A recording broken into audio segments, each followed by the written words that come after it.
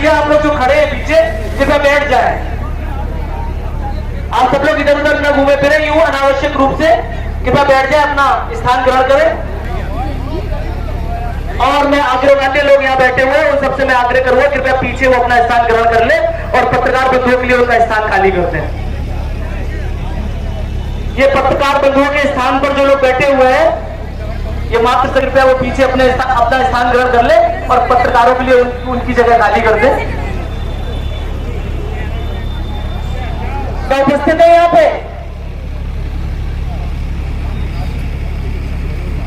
श्री अमित कुमार जाटव जी यहाँ यदि उपस्थित हो तो कृपया वो मंच पे आए। ये हमारे बीच आ चुकी है कुमारी पल्लवी साक्या जी जो मुरैना मती है और मैं आप सभी से अनुरोध करूंगा कृपया जोरदार तालियों के साथ एक बार इस बच्ची का उत्साह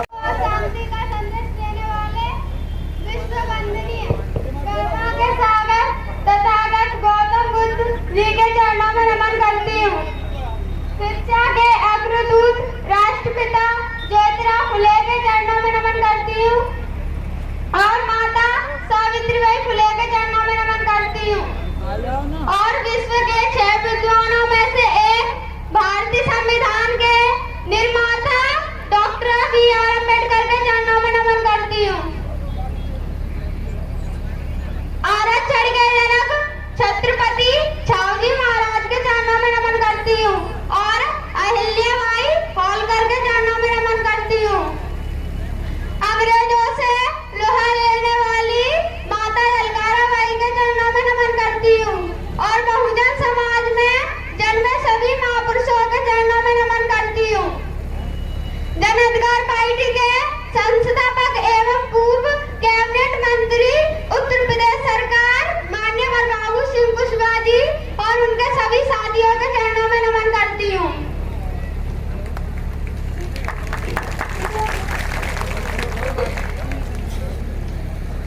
ब्राह्मणवादी लोगों ने आरक्षण को खत्म करने का हल 1991 में खोज लिया था और वह था पूंजीवाद और निजीकरण। आरक्षण को समाप्त करना निजीकरण के मुख्य उद्देश्य, पूंजीवाद व निजीकरण के काम करने के तरीके। बहुत सारी सरकारी कंपनियां उपक्रमों को सरकार द्वारा कोड़ी मोल ब्राह्मणवादी पूंजीपति निवेश के नाम पर बेचने से नौकरियां बढ़ी और संख्या में निजी क्षेत्र में चली गई और नौकरियां खत्म कर दी गई। निजी क्षेत्र कट्टा जातिवाद आरक्षण विरोधी है। सरकारी विभागों में अधिक से अधिक निजीकरण किया जा रहा है और नौकरियां खत्म होती जा रही हैं और काम ठेके पर करने की पद्धति अपनाई जा रही है जिसमें कोई आरक्षण नहीं है। ठेका पद्धति का धमरा बढ़ता जा रहा है और सरकारी क्षेत्र से रोजगार के अवसर खत्म किए जा रहे हैं और निजी क्षेत्र के दरवाजे हमारे लिए बंद होते चले जा रहे हैं। हमें इससे सावधान होना होगा और अपने मूल्यवासी समाज को अपने हित संशासित करने के लिए इसका विरोध करना होगा।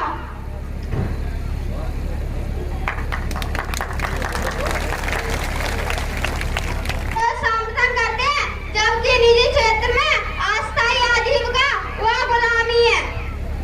हमें निजीकरण का विरोध करना चाहिए, ना कि निजी क्षेत्र में आरक्षण की मांग।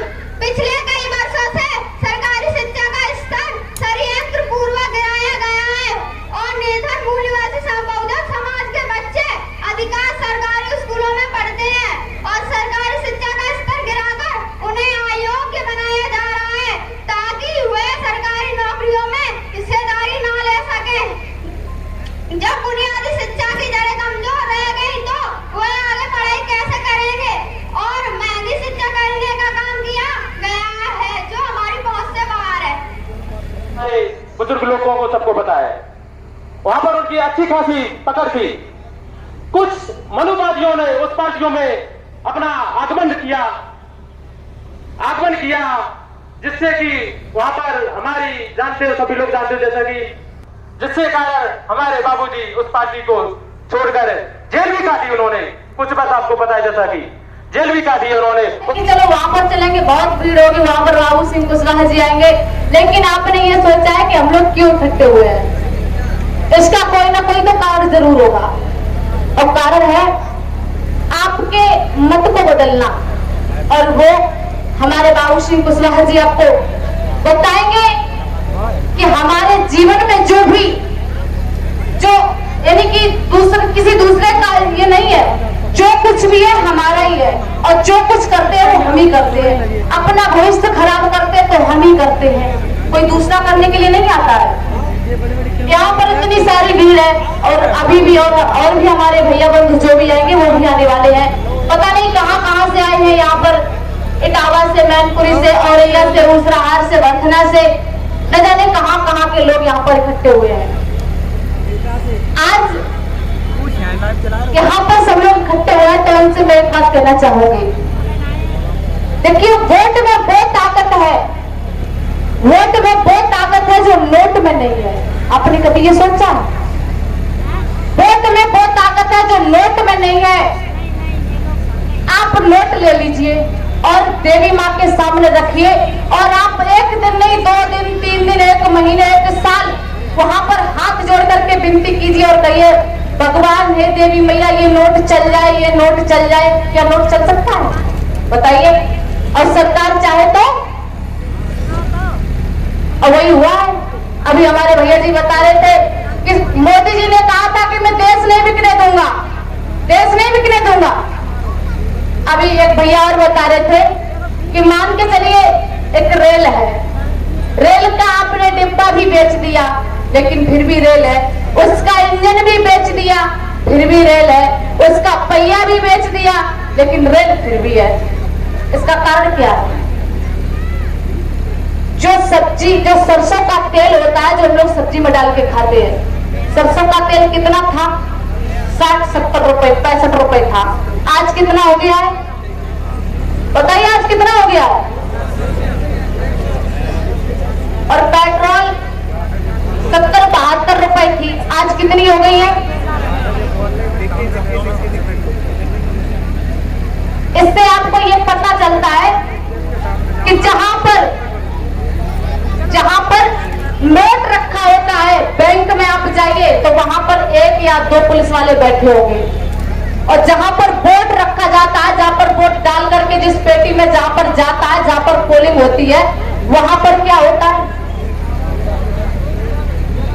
100 मीटर की दूरी, डीएम का आदेश होता है, अगर 100 मीटर की दूरी पर अगर किसी ने गड़बड़ की तो उसे जान से मार दो, गोली मार देने का आदेश होता है। तो आप समझिए, नोट में ताकत होती है या वोट में ताकत होती है? नोट काम करता है या वोट काम करता है? वोट। इसलिए नोट के पीछे मत भागिए, बहुत सारे लोग आएंगे आपको बहकाने वाले, और हमारा समाज इतना भोला है, थोड़ा सा लालच दे देते हैं और हम लोग थोड़ा सा ही लालच ले लेते हैं और उसी में अपना काम चला देते हैं। जो देता है उसे ले लो, थोड़ा चालाक बनिए। यही कारण है हमारी बर्बादी का कि हम लोग शुरू से भोले वाले होते आए हैं, यही कारण है हमारे पतन का।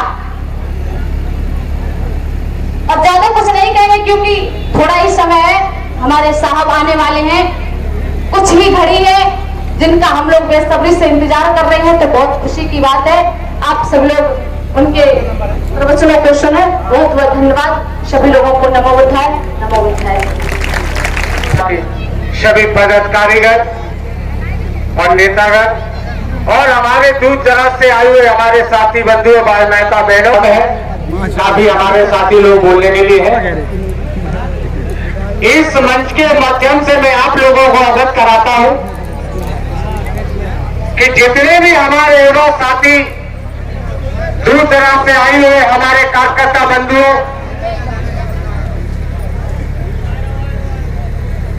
अपने वोट की ताकत को पहले पहचानो, संघर्ष करना सीखो।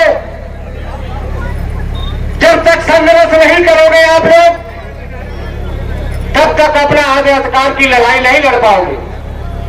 खड़े हुए हैं उन सभी से मैं आग्रह करूंगा, कृपया पुरुष दीर्घा में आ जाए, महिलाओं के पीछे खड़े ना हो, पुरुष दीर्घ जाए। आप सभी लोग बैठ जाए अपने स्थान ग्रहण करें। श्रीमान जी, ये व्यवस्था आपके लिए, आगे से बैठ जाए साहब।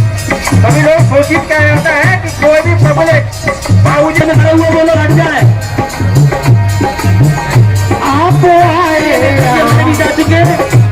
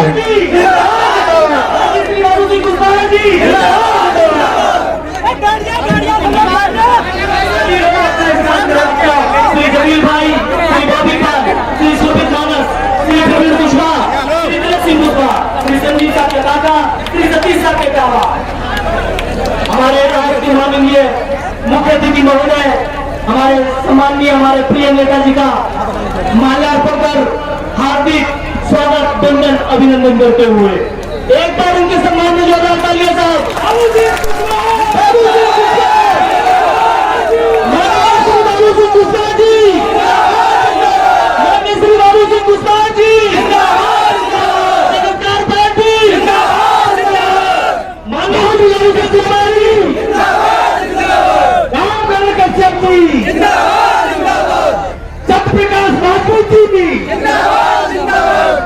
पगड़ी पहनाकर उनका स्वागत सम्मान करते हुए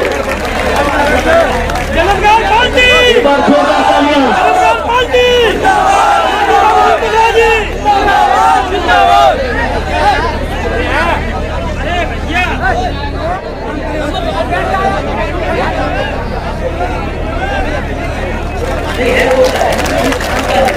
श्री मनोज साहब क्या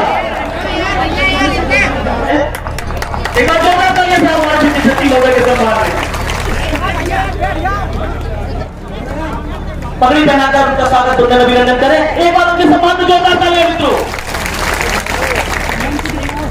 श्रीमती विनीता साक्या, विनीता साक्या जी यदि मेरी आवाज को सुन रही हो तो कृपया मंच के निकट आ जाए। श्री सूर्य प्रकाश कुशवाहा,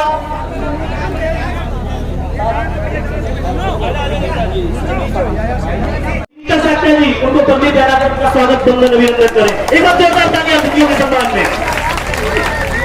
आवाज आम इसी क्रम हमारे माननीय मुख्य अतिथि महोदय को बाबूजी कुशवाहा जिंदाबाद जिंदाबाद, अधिकार पार्टी जिंदाबाद जिंदाबाद, आप मेरा कश्यप जी जिंदाबाद जिंदाबाद। हमारे माननीय मुख्य अतिथि महोदय को माल्यार्पण कर उनका स्वागत अभिनंदन करें।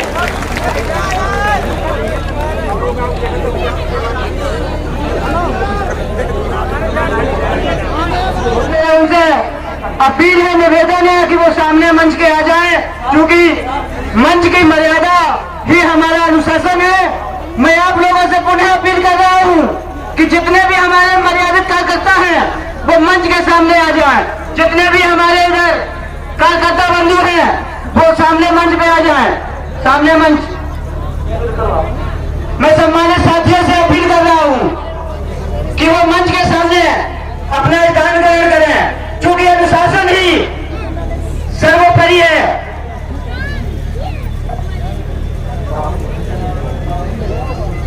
सम्मानित साथियों, मैं देख रहा हूं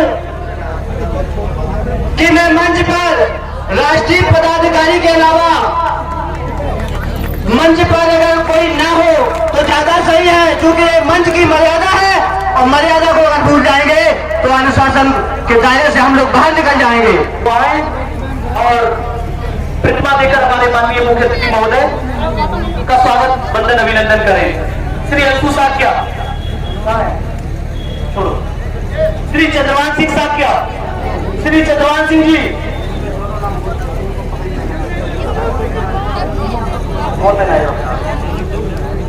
मैं एक बार फिर पुनः मंच पर जिनकी स्लिप लगी हुई है वही हमारे पदाधिकारी श्री चंद्रवान सिंह साक्या बैठे हैं। हमारे माननीय मुख्य अतिथि महोदय का स्वागत वंदन अभिनंदन करते हुए प्रतिमा भेंट करके श्री अंशु साक्या जी हमारे माननीय मुख्य अतिथि महोदय को प्रतिमा भेंट करते हुए, इसी क्रम में मैं माननीय सूर्य प्रकाश जी से आग्रह करूंगा कि वो आए और किरण कुशवाहा जी को। जो हमारे मेहमान आए हैं, हमारे मोदी जी हैं जो प्रदेश के सचिव और किरण जी, इनका आप लोग स्वागत कर दीजिए। और इसके बाद मेरे सभी साथियों से अपील है, जो साथी हमारे आए हैं, स्वागत करना चाहते हैं, माला पहनाना चाहते हैं, आप जहाँ पर हैं वहीं से मुझे आशीर्वाद दीजिए। आपका सबका आशीर्वाद मुझे प्राप्त है, आपका स्नेह भी मुझे मिला हुआ है, आपके मुझे देना चाहते हैं। मैं कार्यक्रम के बाद यहाँ बैठूंगा तो साथी कोई नाराज नहीं होगा।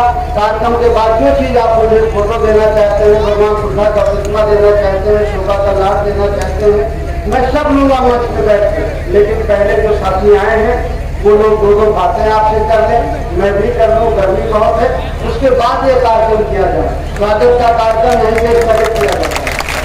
आप लोग आराम से होंगे, देख लीजिएगा, बहुत गुस्सा होता है आदमी में भाई, गुस्सा तो नहीं होगी ना। मैं बाद में यहीं बैठूंगा, जो आदमी मुझे माला पहनाना चाहता है, जो चीज देना चाहता है, रुपये भी देना चाहता है, वो भी देगा। लेकिन कार्यक्रम के बाद तो अभी हमारे जो मोदी जी हैं प्रदेश के सचिव, उनका भी स्वागत करते हैं, साथी किरण जी का करते हैं, उसके बाद कार्यक्रम की शुरुआत करें। संचालक साथी से मेरा निवेदन है कि इस कार्यक्रम को एक भी आगे नहीं बढ़ाएं। परम आदरणीय माननीय बाबू सिंह को स्वागत है। बहुत बहुत धन्यवाद, बहुत बहुत शुक्रिया, बहुत बहुत धन्यवाद। जन अधिकार पार्टी के तत्वाधान में पिछड़ा दलित अल्पसंख्यक प्रतिनिधि सम्मेलन या कहें पिछड़ा दलित अकलियत भाईचारा बनाओ सम्मेलन, इस तरह का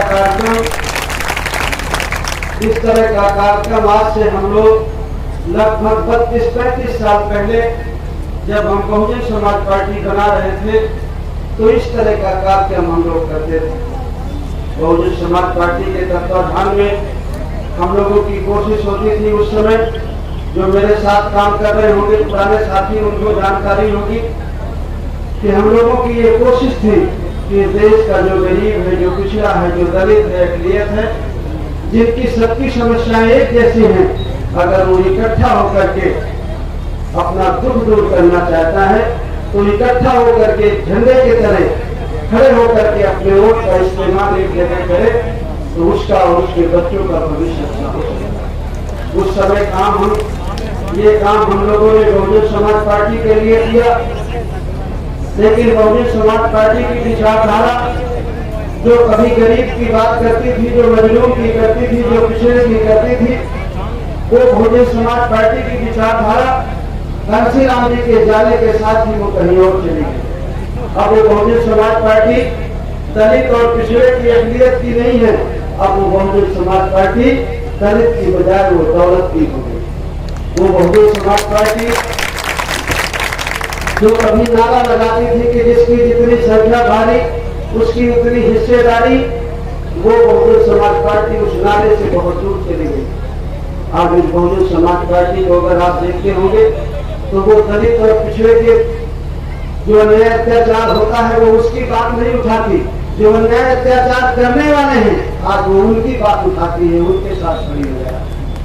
तो बहुजन समाज पार्टी तो उस विचारधारा से हट गई जिसपे हम लोगों ने अपनी पूरी जवानी लगाई, पूरी जिंदगी लगाई, लेकिन हम लोग अभी उस विचारधारा से नहीं हटे। हमारे अंदर जब तक जान रहेगी हम उसी विचारधारा के साथ खड़े रहेंगे कि जिसकी जितनी संख्या भारी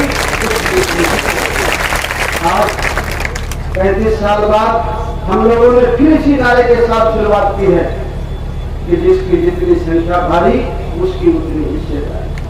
आज जरूरत है जिस देश का जो पिछड़ा है, जो दलित है, जो अकलियत है, जो किसान है, जो मजदूर है, जिसके साथ अन्याय अत्याचार हो रहा है, जिसको आजादी के 74 साल बाद भी, भारतीय संविधान को लागू हुए 71 साल बाद भी जिसको हक हिस्सा नहीं मिला है, उसके बच्चे को अच्छी शिक्षा नहीं मिल पाई है, रोजगार नहीं मिल पाया है, किसानों को खाद बीज सस्ती नहीं है, उसकी फसल की कीमत अच्छी नहीं है, अन्याय अत्याचार हो रहा है।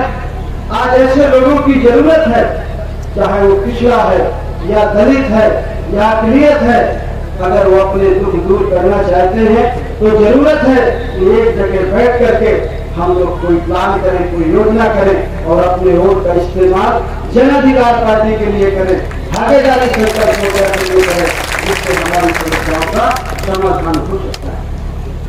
ये बात इसलिए मैं कह रहा हूँ कि इस कार्यक्रम का मकसद आपको समझना चाहिए।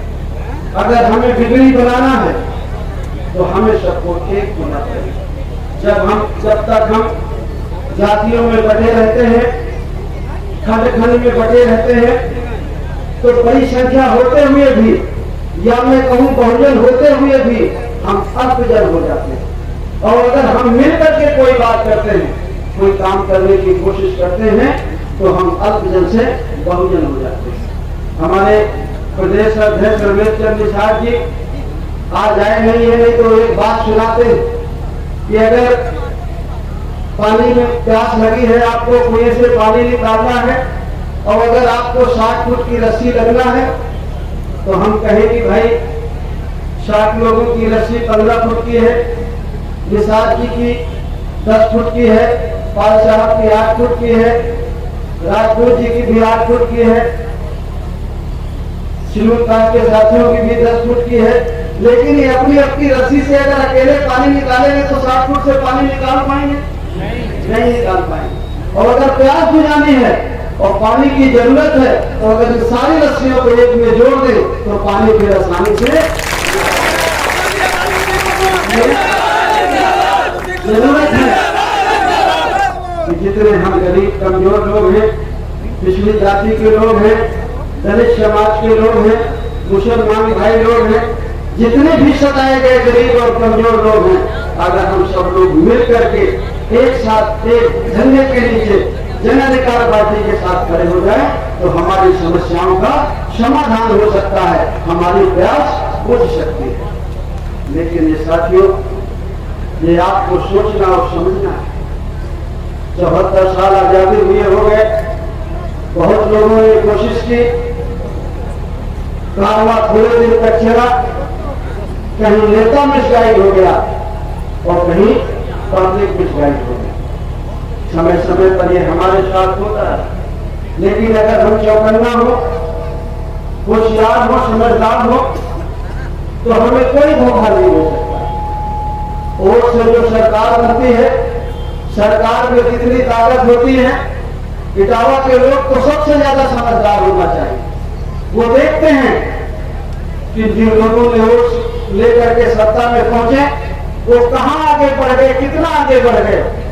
अगर 30 साल पहले का जो याद करो या 30 साल पहले के उन लोगों को याद करो तो देखो वो कहाँ थे, और 30 साल बाद जब वोट दे करके वो सत्ता में पहुंचे तो 30 साल बाद वो कहाँ है और उनके लोग कहाँ हैं। इटावा के लोगों को तो इसका अनुभव अच्छी तरह है। अगर इटावा के लोगों को अनुभव नहीं है तो उत्तर प्रदेश में और कहीं के लोगों को अनुभव नहीं हो पाए। मैं ये जानता हूँ कि जिन लोगों को आपने वोट देकर के सत्ता में भेजा, आपकी जमीनों में उन लोगों ने कब्जा किया, आपके मकानों पर उन लोगों ने कब्जा किया, हमारे बहन बेटी की इज्जत लूटी, गुंडागर्दी की, हमारे बच्चों को उन लोगों ने मारा। क्योंकि वो सत्ता में थे, पुलिस उनके इशारे में थी, सरकारी अधिकारी उनके कहने पे थे, तो हम रो करके फूल करके खून के आंसू पी करके हम घर में रहते। लेकिन ये सोचना है आप, क्या ये खून के आंसू, ये उत्पीड़न, ये जाति, क्या हम इसी तरह सहते रहेंगे? अगर हमें इसी तरह सहना है और सहने की हमारी आदत पड़ गई है तो जो जुल्म जाति करता है उसका कोई दोष नहीं। असली गुनाहगार तो वो होता है जो जुल्म और जाति को बर्दाश्त करता है। जब हम जुल्म जाति को बर्दाश्त करते हैं तो जुल्म जाति का करने वाले का मनोबल बढ़ता है। वो जानता है कि ये बर्दाश्त करते हैं, और जिस दिन वो ये जान जाता है कि ये बर्दाश्त नहीं करेंगे उस दिन वो जुल्म जाति करना बंद कर देता है। अगर हमें कोई गाली देता है, अगर हमें कोई गाली देता है, हम कुछ न बोले, अगर हम उससे कह दें कि भाई हमें तेरी गाली नहीं देते, तो वो गाली कहाँ गई, उसी के पास लौट गई। लेकिन ये कहने की हिम्मत तो हो, और ये हिम्मत तब आएगी जब आप अपने वोट का सही इस्तेमाल करना सीखें। जब तक आप अपने वोट का सही इस्तेमाल करना नहीं सीखेंगे तो इन 74 सालों में गुलामी की जंजीरें नहीं कटी हैं, और आने वाले कितने 74 साल आ जाएंगे वो गुलामी की जंजीरें नहीं टूटेंगी। मैं जब इटावा के बारे में या इस एरिया के बारे में आज से 30 साल 40 साल पहले की जो सियाने लोग हैं, बुजुर्ग लोग हैं, जब मैं सुनता हूँ तो मुझे लोग बताते थे कि वो और हम बराबर के थे। अगर वो कभी हमें 2 हाथ मारते थे तो कहीं हम उनको 4 हाथ मारते थे। जब वो 4 मारते थे तो हम 8 मारते थे, जब वो 8 मारते थे तो हम 10 मारते थे। भिंड का इलाका है, चंबल का इलाका है, हम कभी नहीं दबे हैं। दबे हम कम जब वो राजनीति में हावी हो गए, जब उनके नेता हो गए, MP MLA बनने लगे, मुख्यमंत्री बनने लगे, तो हम हाशिए में आ गए। हमारा कोई सुनने वाला नहीं है। जो सियाने लोग हैं यही सही है, दावा की और कोई दूसरी बात। माननीय बाबू सिंह कुशवाहा जिंदाबाद, माननीय बाबू सिंह कुशवाहा जिंदाबाद। मुझे लोगों ने बताया कि इटावा किसी भर्तना में एक बार हमेरा MLA हुआ, अब जब